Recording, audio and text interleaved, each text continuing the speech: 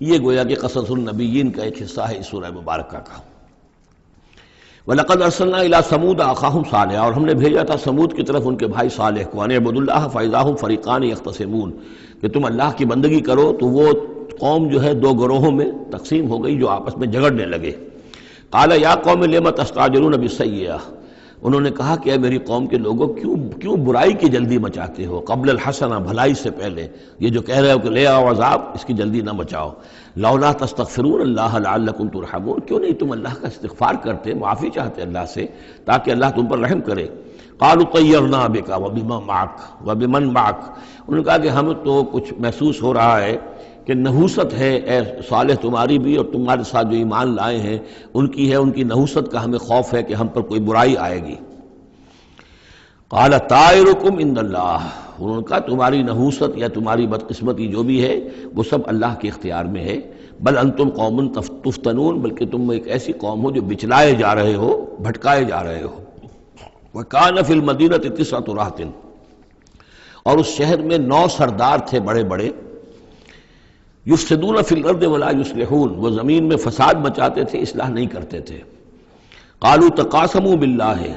تو کہا انہوں نے آپس میں قسمیں کھاؤ اللہ کی، یعنی آپس میں حلف اٹھا رہے ہیں۔ وہی معاملہ جو میں پہلے بھی عرض کر چکا ہوں کہ جو حضرت شعیب سے کہا تھا ان کی قوم نے، لولا رہتک لرجمناک،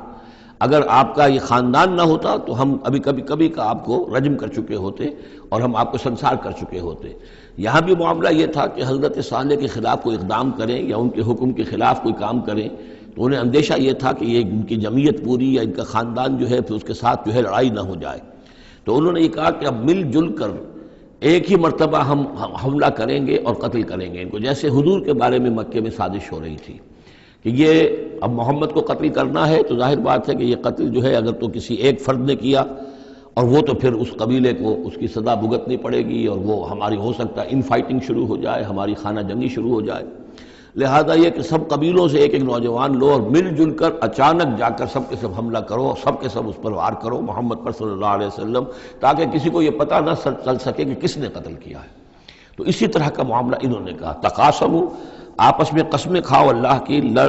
لنبیتنہ، کہ ہم اس پر رات کے وقت اچانک حملہ کریں گے، واہلہ، اور اس کے گھر والوں پر، ثم لنقولن، اور پھر ہم یہ کہیں گے لولیہ، اس کے جو وارث ہوں گے ان سے کہیں گے، اور جو بھی ان کے ہوں گے لوگ ان کی طرف سے مقدمہ لے کر اٹھنے والے قتل کا، ما شہدنا مہلک اہلہ، ہم تو نہیں موجود تھے، ہمیں کچھ معلوم نہیں، ہم نہیں جانتے کس نے ان کو سب سارے گھر والوں کو کس نے ہلاک کر دیا ہے، ہم وہاں موجود نہیں تھے۔ وَإِنَّا لَصَادِقُونَ، اور ہم سچے ہیں۔ یہ قسمیں کھا رہے ہیں، سازش کر رہے ہیں کہ آپس میں قسمیں کھاؤ تاکہ کوئی ایک بھی اگر اس معاملے میں پیچھے رہ گیا، اس نے قسم نہ کھائی تو ہمارا بھانڈا جو ہے چوراہے پر پھوٹ جائے گا۔ تقاسموا باللہ، قسم کھاؤ اللہ پر سب آپس میں مل کر،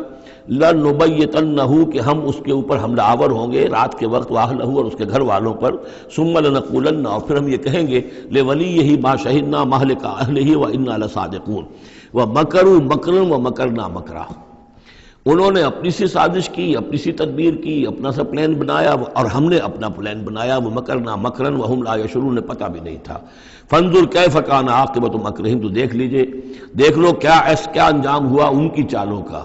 انا دمرناہم وقومہم اجمعین، ہم نے ان سب 9 کے 9 سرداروں کو اور ان کی قوم کو ہلاک کر ڈالا، اور سب کے اوپر جو عذاب الہی آ گیا۔ فتلک بیوتہم خاویۃ، تو یہ ان کے گھر پڑے ہوئے ہیں کہ جو ڈھے ہوئے ہیں، بما ظلموا، بسبب الظلم کے کہ جو انہوں نے کیا۔ ان فی ذلک لآیۃ لقوم یعلمون، یقیناً اس میں نشانی ہے ان لوگوں کے لیے جو علم رکھتے ہیں۔